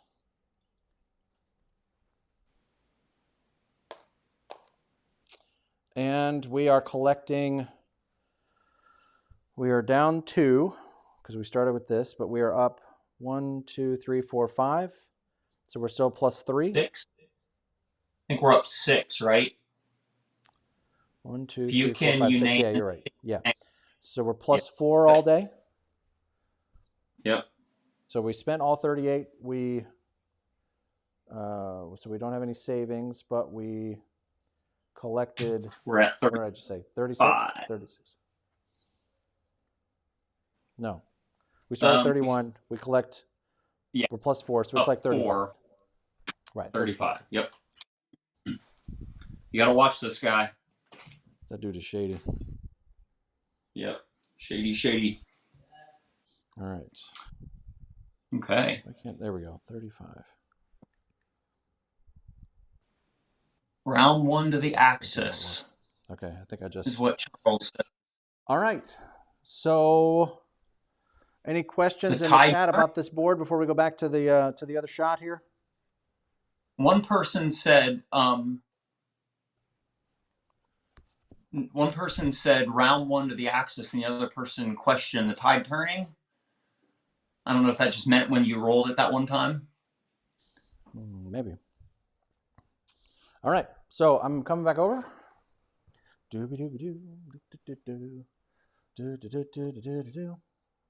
All right. And this is Doug versus the world and Gary.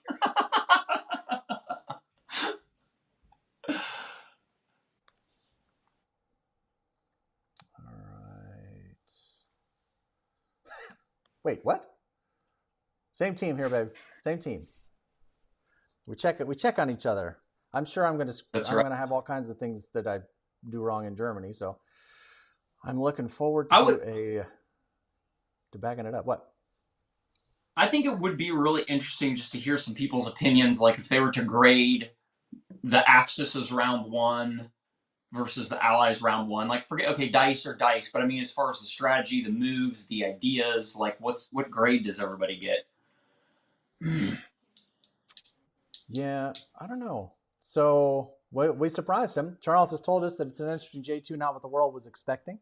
So yeah, we'll see. I don't know. It's hard to I don't know. We talk about openings a lot, but it's really hard to try to nail down mid-game strategies, right? It's hard to see what's going to happen even on, and it's weird to think of J2 as being mid-game, but I feel like that's where we are. So, but when you're only going to play 6 rounds, you better get there pretty fast. So, but cool. Well, Bill has given us an A+ for Japan. Thank you very much, Bill. Appreciate that. Very good.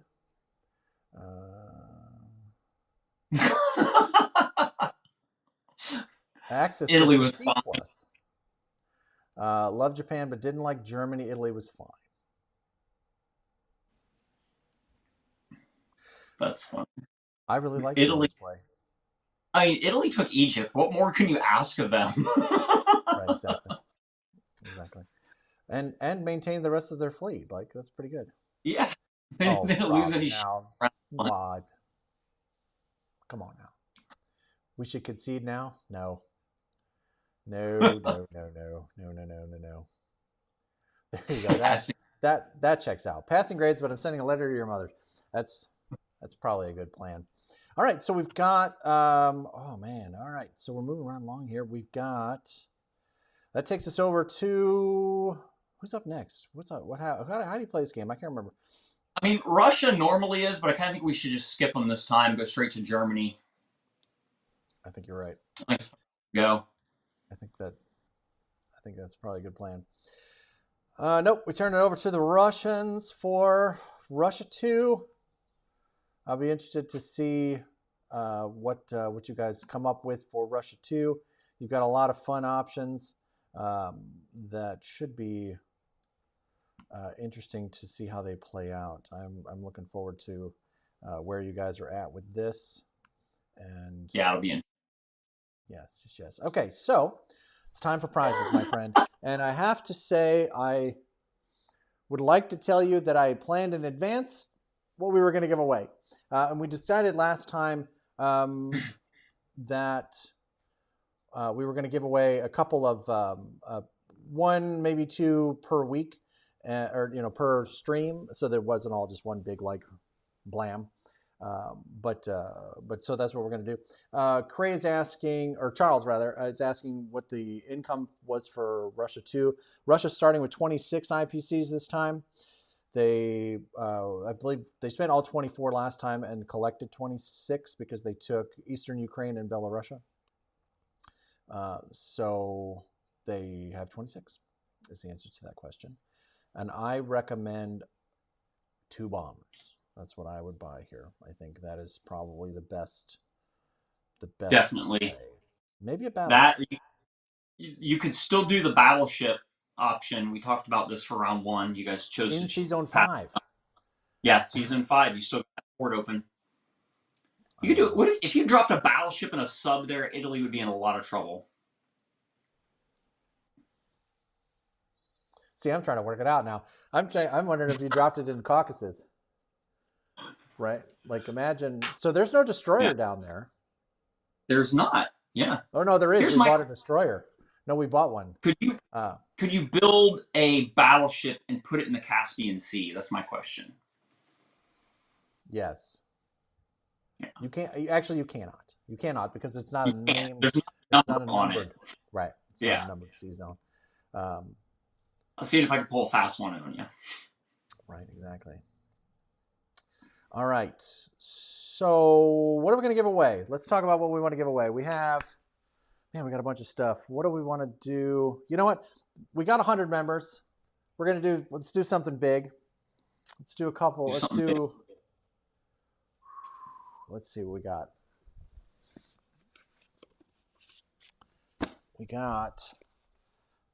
Ooh.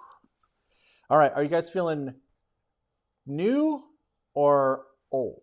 Like, do you want something old that's signed, or you want one of the new pieces of hotness? I can't give away Stalingrad. I can't give away Battle of the Bulge or Battle for the Deep because I still have to make content about those. But I have a couple of other options. But so, are you looking for something classic or something new? Let us know in the comments. Again, you don't have to be present to win, but I'm going to spin a wheel that's got a bunch of names on it, and we're going to find We're going to find somebody to take home some hotness here. You got 1 vote, and it's for new stuff.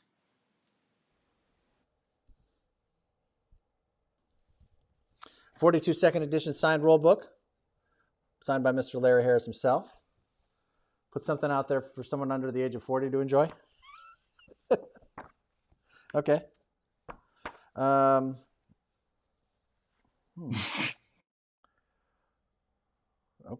Okay. I might have Jamie sister win again. No, I took her off the list. Jamie will not be winning again. Or not Jamie, Jeannie. Jeannie will not be winning again. Jamie wins every day. She's married to me. What are you talking about? Well played, sir. Thank you. Robo Rally. All right. Yes, there are people under, I don't know. How many people under 40 are watching this live stream? Let's ask that question. That's a good question. How many people under 40 are watching? I'm under 40 and I'm stream. Right. Your 4-year-old's asleep, Mitch. Yes, that's right. All right. Well, they might be watching, but they might not be members. So they wouldn't be able to chime in. I wish that I could change that. I wish there was a way in the middle of the stream to be able to change it from member only to open chat, because we need the member only chat so that we can talk to the commanders during the game. But it would be nice to be able to have that open for everybody later on. Well, we got a couple people. Bill Cray is under 40. Javit raises his hand. Very nice. Appreciate that. There's a few. All right, Robo Rally it is. We're gonna do Robo Rally. Something for you youngsters out there. Not a lot of kids watching this show. I didn't tell you that. All right, so let's go to the pinwheel of prizes. Let's see if I can make this work. Is that gonna work? Almost. I'm upside down again, and Doug's not here at all. Let's see if I can turn myself. It's okay. That's a lot of names. Yes, it is. That is a lot of names. Let's see if I can fix myself here. I'm upside down. Hurry, the kids need to go to bed. Right. There I am. Almost. There we go. And we'll make this one. Guess Doug. Hey, all right, cool. All right, Doug, you're on camera. Okay, great. Okay, cool. All right, so we're giving away Robo Rally. I have a sealed copy, skadoosh, of the old Robo Rally. It's a nice. This is a fun game. I've played this a couple times now, and I really, really like it. Not this one. This one's still sealed from our friends at Renegade. So we'll thank them for that. And let us hold on. Let's get rid of this guy so we can get that off the screen for now.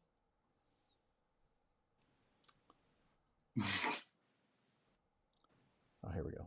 All right. All right. So drum roll. Oh.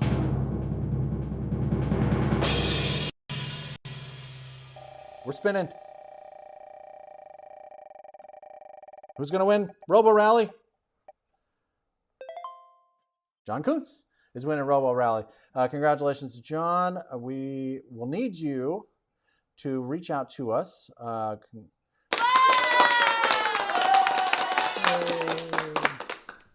right, we will need John to reach out to us and let us know how best to get the game to him. Easiest way to do that is in the Discord server. You can message me there, or if you are not on Discord, that's okay. You can message me through Facebook, or the Board Game Nation Facebook page as well. So we will get Robo Rally out to John, and hopefully he'll be able to reach us, which is great. Mermuk is also in his mid-30s, but death is still a distant possibility.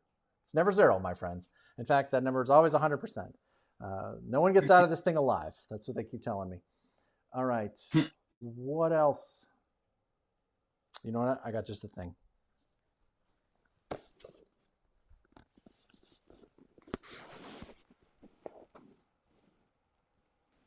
$1914 deluxe map, anybody? It's a beast. Sure. It's beautiful. I rolled it out the other day. I posted a couple of pictures. It is 3 by 3, 3 foot by 3 foot. And the colors are great. And they fix that weirdness with the IPC tracker in the middle, where like you had 17 things on top of each other, which was just kind of always a weird choice. So we've got, next up is I've got it upside down, the 1914 deluxe map. And who's excited about this one? I like this one. I think this is going to be fun. That sounds pretty awesome. Yeah, it is actually. I like I said, I rolled it out the other day to look at it and see how it looked, and it's pretty cool. All right, we got to have the drum roll. Drum roll. I gotta put this on some kind of. I gotta put that on hot. Here we go. 1914 deluxe map going out to. Who gets it? Who gets it? James Klink. James Klink, welcome to the channel. You are one of our newer subscribers. We appreciate you being here. And you have won yourself a deluxe 1914 map, courtesy of our friends at Renegade Game Studios. They sent this to us. They actually sent this to us on accident, which is kind of a pleasant accident. They were trying to send me the global map because I'm working on the global final from Gen Con, and there was an error in the warehouse, and they accidentally sent me 1914, and I messaged our contacts over there, and they said, yeah, you know what, just keep it and give it away as a gift. And I was like, okie dokie. So cool. So that is going out to James Klink, and John Kuntz is one there. I've already said it wrong. Has already won the Robo Rally. Very cool. I just click on the wrong one here. All right, cool. You know what?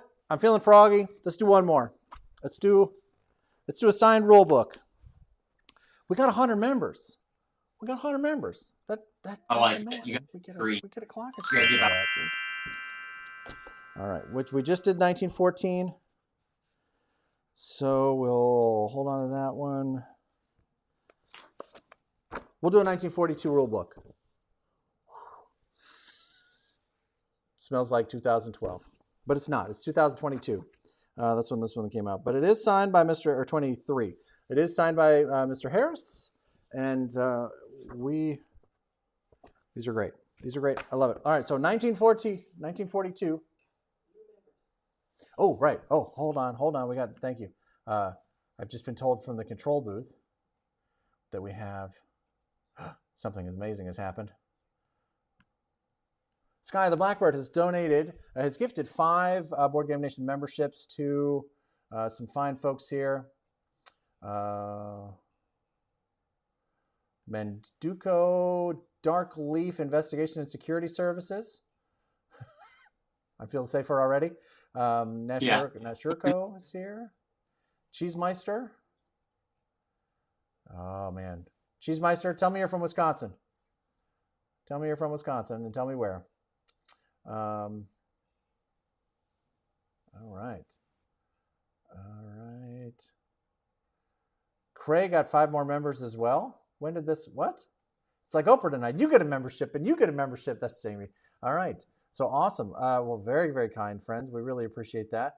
I suppose I should start planning for 200 members. I don't even know. Again, friends, I'm so blown away by this. Like, I was planning for 100 members by the end of the year. And it's like, it's not even March yet. It's going to be March here in a couple of hours, and we're already passed up 100. It's just fantastic. I really appreciate it. And yep. Awesome. Fantastic. All right. So unfortunately, I don't have the ability to add those new members to this drawing, so you'll have to come back. See how that works? All right. Awesome. All right. So fantastic. All right. So back over to the giveaway. We're giving away that 1942 signed rule book. Let me get you a better shot of it here. Let me show you that. In all of its awesomeness. That's pretty cool. Thank you, Larry. We really appreciate you taking the time to sign all this stuff for us and send it back. We really appreciate that if you're watching. Thanks for being a supporter of the channel, and we love your work. And all right, back to the wheel. Back to the wheel of prizes. Boom. That was weird. All right, here we go. Drum roll, please. That's not the drum roll. I got that was the party noise maker. All right, man. All right, here we go.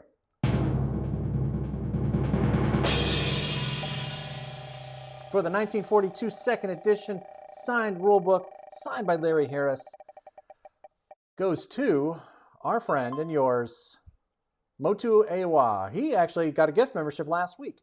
So if he from Cray T. So thank you very much for being here. And Cray has done some fantastic work for us, and Motu has been the beneficiary of that. If you can reach us in the next week or two on the Discord server, and James is going to drop that link again in there, or you can reach us through the Facebook page.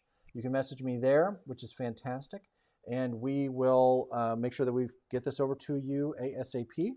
And we've actually gotten a couple of really nice pictures in from people that have received their prizes and have sent them back. Really, really great stuff. Chad sent us a great picture of him with the very shiny North Africa pack-out copy that he won on our very first live stream giveaway back in December, and just very, very cool. And we love seeing how happy the prizes seem to make everybody, which is a lot of fun. And we hope that people will enjoy them and and enjoy them as much as we have, which I think is kind of the goal here.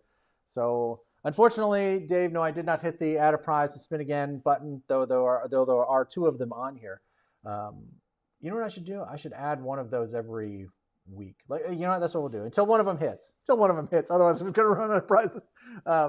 But we'll add one so that we'll have three of them on the wheel next week. And if it hits, then we'll take them down and start again. So that it's kind of an aggregated thing. So very. That'll give it like a 3 chance of hitting. Right. But that's all right. Hey, it'll gets pretty good. So we're moving up in the world. We really appreciate that. I'm only here to gamble and lose. Then you've come to the right place, because I didn't roll worth a damn today, for us anyway. But the world had a pretty good day, which is good for them, I suppose. But we balance out, right? That's the idea. So all right. Anything else? What else am I missing here? That's it. I'm good. I'm already like just staring at this board in front of me, thinking about what's going to happen next. I know. I think it's going to be a really interesting game. I'm looking forward to seeing how the So I'm looking forward to seeing what the European theater ends up looking like, and what the Pacific theater looks like. I think it's going to be a really interesting game, no matter what, and I think it's going to be a good game. Like I wasn't sure whether or not there was going to be a blowout or either way, right? But I think this is going to be a pretty good game. I think we're going to have. I think it's going to be pretty tight. So, really great opening round. I think round one was really, really good on both sides. I think that. I think we had some good math. I think Japan-1 was a good turn. I think we had some. We were favored in all the battles that we went into, and were fortunate enough to see them all through, which is also really nice. Craig's got a super chat. I'm playing a game of Anniversary tomorrow for Gen Con practice, and option 3 for the US really intrigued me tonight. Do you think a split US would work? So, so Doug and I were talking about this before we went on, and I will tell you that we had a favorite in that battle. We definitely were hoping for a split force, because and Charles has got it exactly right. It's even tough to do for experienced players, because I think it'll work if you're not. I think it can work against inexperienced players. Like if they're not able to stay focused and stay organized, I think it can be successful. But I think against experienced players, it's pretty hard. So I will say that we were definitely hoping for number 3. That's not to say that it wouldn't work, because this is a dice game, and there's a lot of ways that this game can work out. But I like the move into 51. I think that's a really good position for us to be in, because they can't really. The fleet's not in any danger. I suppose I should have looked to see how far the bombers from the UK can't hit 51, right? They can't possibly, right? Sure hope I'm gonna wake up at 3 o'clock in the morning. Oh my God, the bombers from the UK can reach there. They're actually hiding in Panama or in Mexico or something. Oh no! Right, exactly. All right, so moving forward, the plan is to try to have these on Sundays, Wednesdays, and Fridays. And as it works out, it takes 3 turns, or it takes 3 live streams to get through one round. And I would say earlier, I was looking at the live streams and I realized that we kicked this thing off last Friday. That feels like a month ago for me, guys. I got to tell you, that feels like a month ago, because we've been like in this game and really kind of pouring through it, and it's great. Don't get me wrong, we're having fun with it, but it is it's a lot. So, but I'm pleased that it seems like what's going to happen is that Sundays are always going to be UK versus the USSR, and then the UK, and then USSR and then the Germans, and then on Wednesday will be the UK and the Italians, right? And then on Fridays will be the US and China and then Japan, right? So I think it's going to work out pretty well, because Sunday night will be a little bit of a longer move because the Russians and the Germans have got to go, and that's, a bit involved. But then Wednesday will be a little bit shorter because it's the UK and the Italians, and the UK's got some stuff to do, but the Italians are, pretty straightforward. Not a ton of discussion to go through and to examine. But then on Friday, we'll have the longer move, which is the US and Japan. So I think that's going to work out pretty nicely. I should have put everybody on notice here that I've got a trip planned with my lovely bride to go on vacation in March. We are going to go see some sights and tool around for a little bit, recharge. So we're trying to figure out how that's going to work, what that's going to look like. We're trying to figure out if we can do some of that virtually. The trouble is that where I'm going may have spotty internet access. So we're trying to figure out what the best way to do that is, or we may just call it like a mid-season break and figure out, kind of give everybody a chance to catch their breath and then come back at it and get back on it afterwards. We'll let you know, and so that everybody can kind of plan accordingly. But it should be a lot of fun. And go ahead. We may.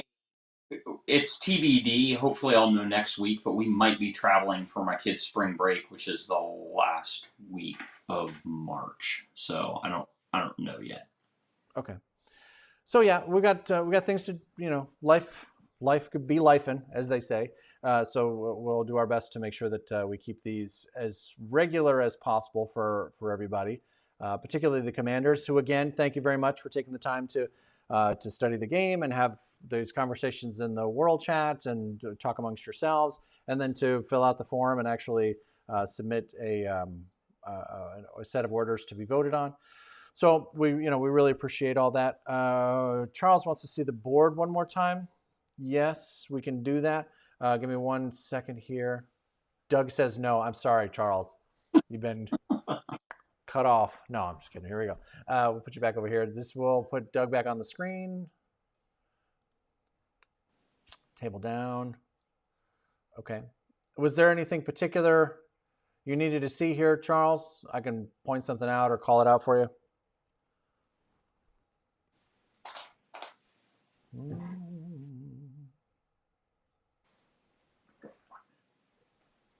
Or were you just trying to get the screenshot?